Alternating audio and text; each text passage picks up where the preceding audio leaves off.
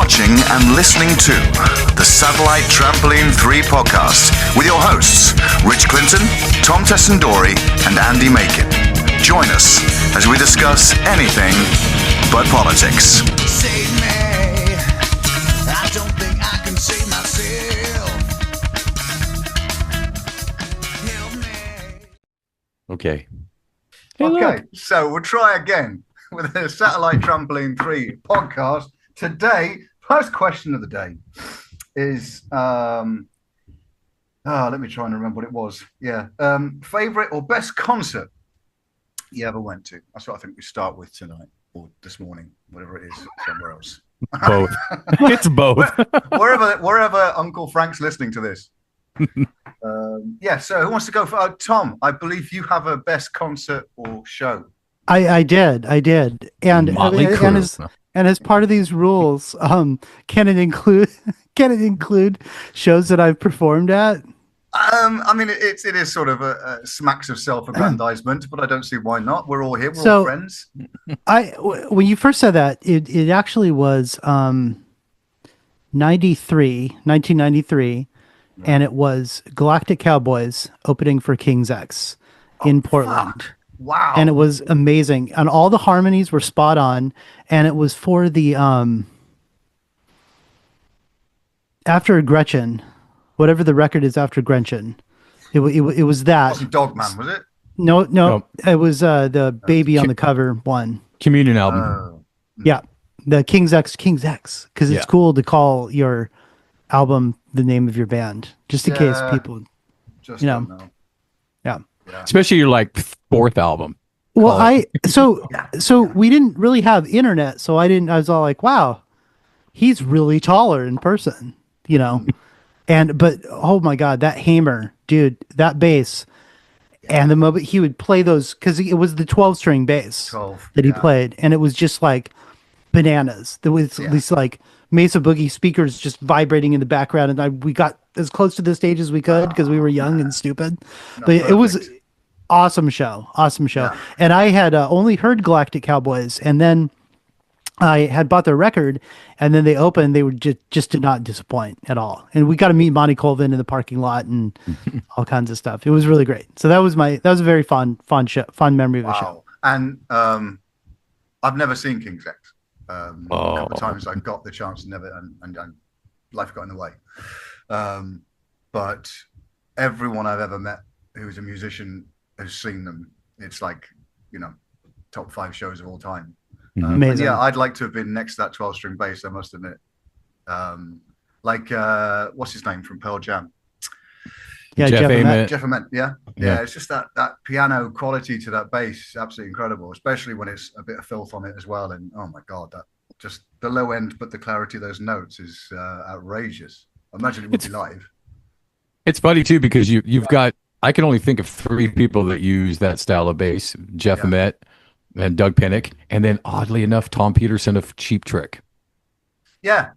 Yeah, but you really wouldn't think about that band and that bass, It's not just context, no. But there is the thing is with that bass, there's no context for it until you make it the article of the song, the main sort of signature thing, or the bit that you remember. It's like, why else would you use such a horrific thing to tune and to put around your neck? I mean, Christ, right?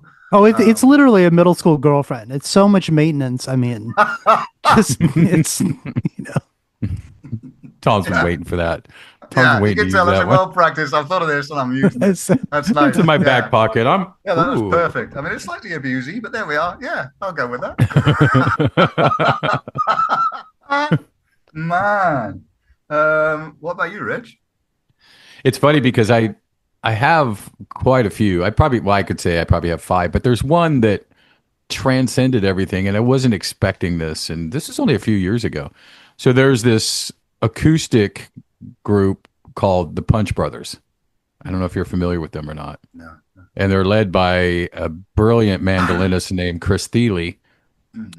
And it was bass, stand-up bass, all acoustic instruments, mandolin, guitar, banjo, and voice. And they stood around one microphone and played. It is complex prog bluegrass, if there is such a Oh, well, thing. yeah, yeah, It's yeah. I'll have to send some to you. It's mind blowing, and the harmonies. We're talking about 4 or 5 part harmonies, all the guys singing at the same time, and it was fucking spot on. And the thing is, there's nothing to hide behind on that, and I was just blown the fuck away because the musicianship was beyond anything I'd ever seen. It was just crazy, and all these bands I've seen in all these years, and I've seen some really good bands, but that was just, it was another level. It was just another level. Still to this day, I can't believe what we saw. You're just looking down on the stage with, these guys semicircle around a microphone. It was just transcendent, just crazy good. Yeah, yeah, yeah, yeah. And like you say, nowhere to hide. So you Yeah. have to be singing on a porch somewhere every night with all of you Yeah. around, and just nailing it every time. And yeah, it's to have that fragility of like no buffer zone. The only buffer zone you have is, I don't know, really, just the voices around you, I guess. Yeah. Yeah, amazing, absolutely amazing. Yeah, yeah. Mine's completely not that. But one connection to it is, if tenuous, is a band I hadn't heard anything about, that I went to see because I think someone had a ticket and they couldn't go. And so a guy was like, a friend of a friend was like, got a ticket, do you want to go? And the 4 of us went to see in Bristol in the Beer Keller, which is a very small club. Saw a couple of good bands there, but this particular band hadn't broken Europe as such at this point. And they'd done all right in Yorfairland, where they're from. And then they came on stage. I don't even remember the support act. I just remember them in this sweaty little club with 3-part harmonies, sometimes 4-part harmonies, and just an amazing, very American show. And by that, I mean stage moves, and the patter was down, and the conversation back and forth with the crowd, very slick. But the musicianship was just unbelievable, and it was extreme. I saw it Yeah, extreme sure. in like Yeah. 90, oh shit, man, 91 maybe, Yeah. right? And I wasn't expecting anything at all. And they had like bare minimum lights, and like it was their own front of house, but I mean, there wasn't much front of house, right? It was like mainly stage and just like sort of old concrete slabs, and then the bar to one side. A real proper shitty old place, great, but Yeah. shitty. And they fucking kicked my ass all over the place. They just everything about them was just tight as a duck's ass. Yeah, it was so well rehearsed and so slick, and you just looked at it and went, oh fucking hell, they're really, really good. And it was a time transitioning music wise where things were changing and on the change. So you had grunge sort of spreading its wings, and Yeah. heavier stuff coming in, and then these guys turned up, glam as you like, and in a country that hadn't really embraced grunge at that point, like 91, not quite yet. So there was that transitional period where the sort of glammier, rockier bands were still, they were sort of starting to dress more in denim and less in spandex, and Dyeing their hair down a bit, like bands like that, or people who were desperately trying to have a career around that time. So like bands like Taiketo and things like that, where it was like put the hair down but keep it long, still be beautiful, of course, but not quite so glam. Right. And so they came on stage, and I sort of dismissed them slightly immediately by they look a bit silly, and then they just played, and I mean, just the harmony vocals were just fucking outstanding. I mean, just outstanding. Yeah. And yeah, not me bandy, because I wasn't expecting it at all, not at all.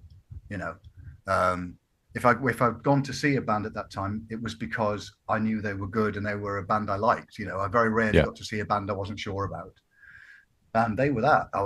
I went out and bought their album the following day. Absolutely blew me away. It just, like sometimes you see a band, dude, 3 Sides to Every Story is an amazing record. It is, right? I love that record. Yeah. Well, I think they were lumped in with everything, and of course they had that massive More Than Turds, Yeah. Yeah. I mean, The hit song. Yeah, that one and There's a Wholehearted. hole in my right. And both of those, in my personal opinion, everything's subjective. Before anybody screams bloody murder, but they're just a pile of monkey wank. But the rest of the album, pornography, Right. we're talking about. I mean, get the funk out. Just the fucking guitar and bass unison lines. Just it's like sax lines. Just fucking great. Love all that stuff. Oh yeah. And three sides, yeah, absolutely. When they went sort of getting their queen on very much on that album. But yeah, just one of those bands where you were like, yeah, I'll go and check them out, and just knocks you senseless. Yeah, amazing band, absolutely amazing. They fall under, which would probably be a good topic of bands that are a little probably quite misrepresented by their hits. Yeah. Because you go back and you listen to the rest of the album, and anybody that was hoping to find, an album full of more than words would probably be disappointed. One off the top of my head, and we can use it as a topic, is goodness, I just lost it. Sugar Ray. Yeah. Wow. Sugar Ray had that huge shit that is not even their first album, Brownie and Lemonade and Brownies. Oh my goodness, that's a good album. Oh my. Mark, what was the singer? Mark somebody? Oh yeah. Mark McGrath. McGrath, yeah. Yeah, right? Yeah. He was on. They were on. This was like early 90s, and because of the Spice Girls being such a big thing globally, you had this false girl power thing going on where, in this country especially, you'd have ladette behavior, which was basically the media. Sort of talks about girls going out and getting drunk like boys and acting like boys, and it was like a revolution for women. It wasn't. If anything, it knocked them back a bit because it was all created by men. Spice Girls were managed and created by men. Right. It wasn't particularly.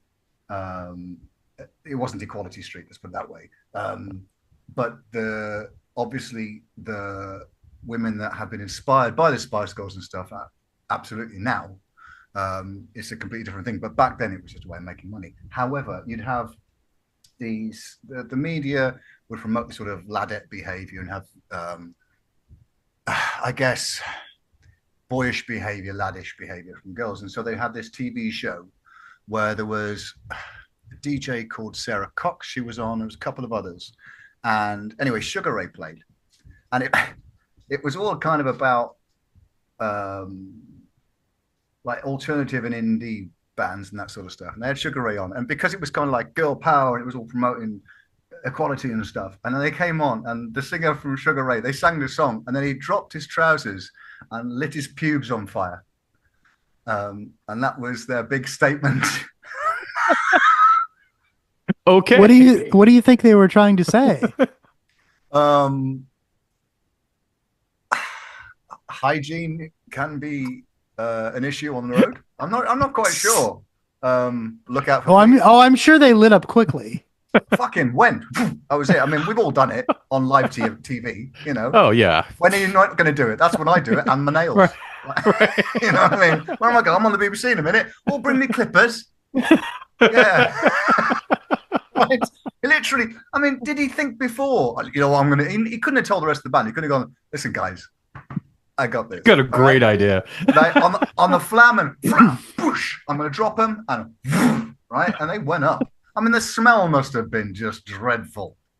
Oh. Right? So yeah, that's my Sugar Ray story. I remember seeing that live on telly. And now that we're in 2025, the moment that we hang up the moment that we hang up the phone, Tom's gonna look it up. We're gonna look it up on YouTube. Yeah, and we're gonna stream it to the TV. So Doug's man. Gonna walk in the door and see Mark McGrath lighting his blonde pubes on fire. No, they were dark. I'll always remember that. They were dark brown. Yeah, because he was a handsome man, wasn't he? And he used to wear a wife beater. I remember that much. Yeah, he's had a long career of being kind of the spokesperson for different shows over here.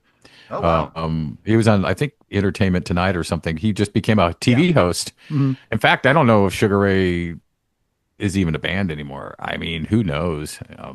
But I'll tell you that first album, it rocks something seriously. Brownies. It was very good. Yeah. It was nothing like the hit because the hit came on the second album or third album. And it was a little bit like Incubus. Same thing. They had that Yeah.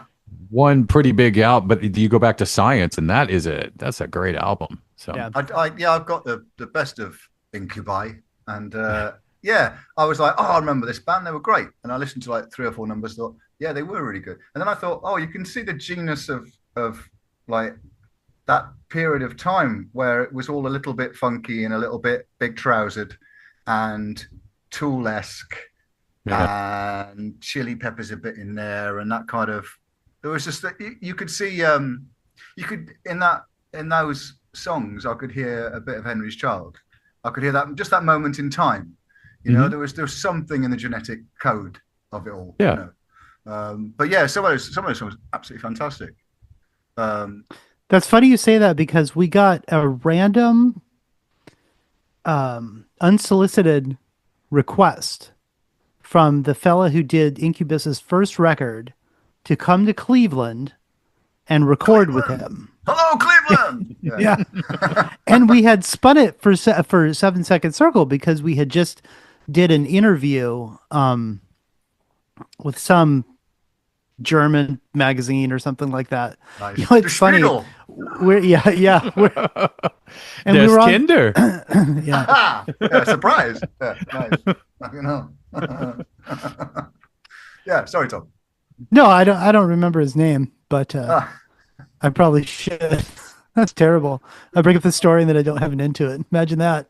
It's almost like the worst. It's almost like the worst movie you've ever seen. Not yet. We'll get into that. A little Padawan. Yeah. Yeah. It's just like some bands that. I mean, the first time I ever saw the local blues band that I ended up playing drums for a bit. The first time I saw them, I'd seen rock bands at shows that I'd gone to, but I'd never seen a local band in a local bar, and that were good. And I saw this 3-piece blues band, and they were so bloody good. They were bloody good. They were, Tom. They were amazingly good.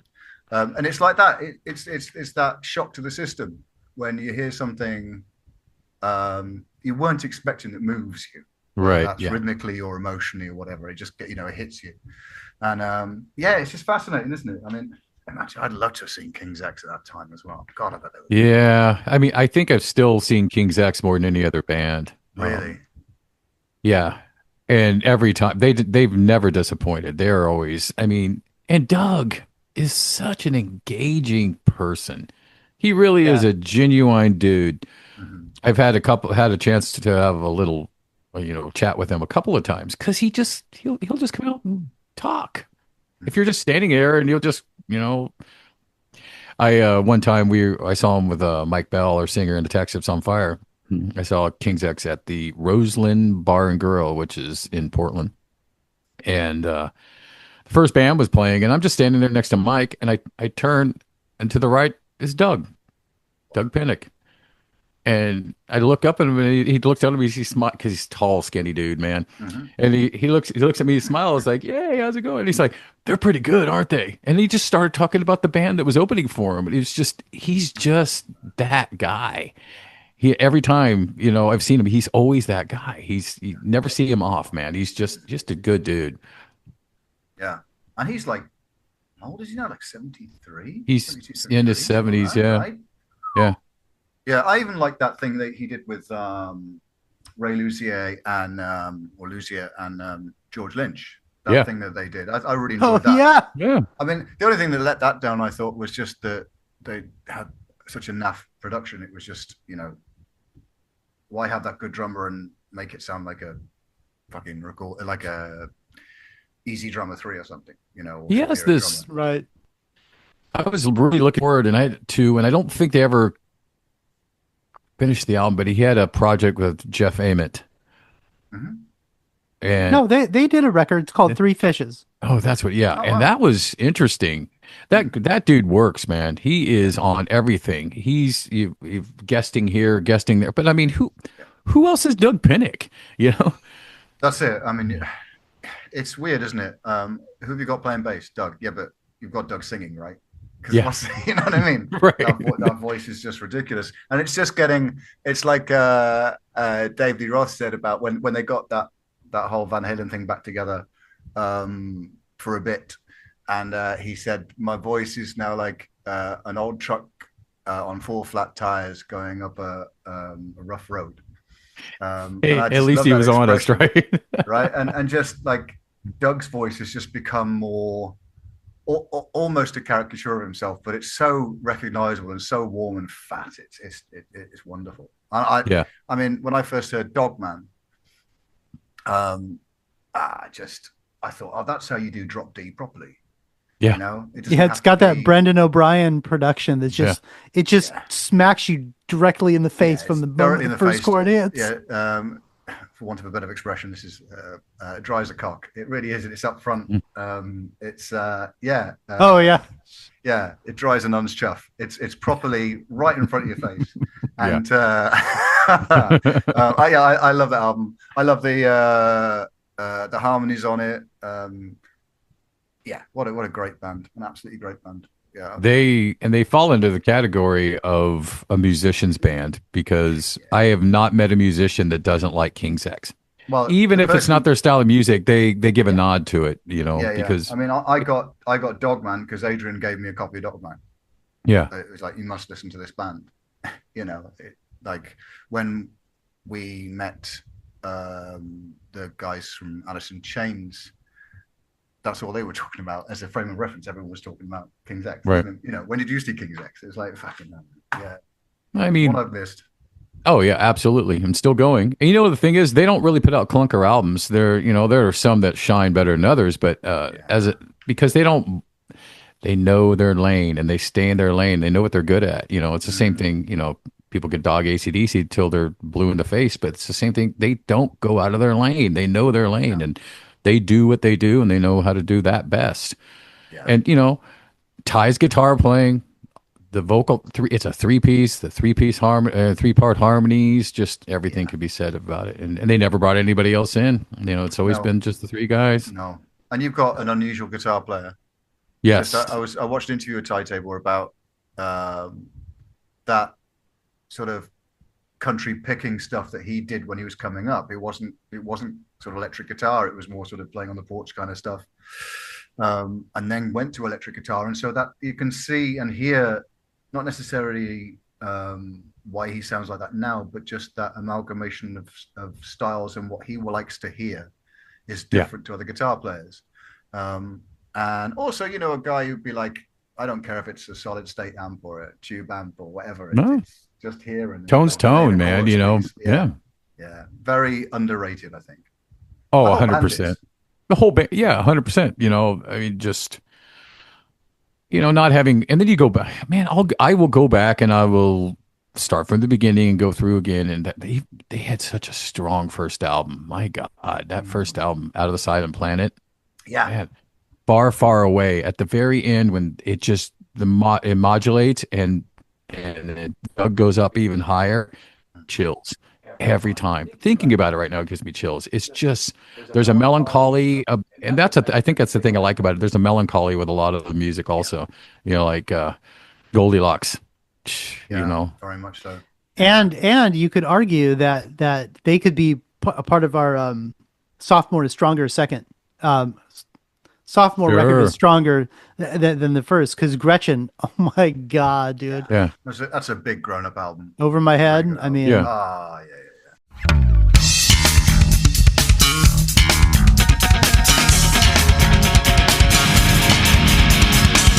You have been watching and listening to the Satellite Trampoline 3 podcast. Thank you for your company. Catch us next time.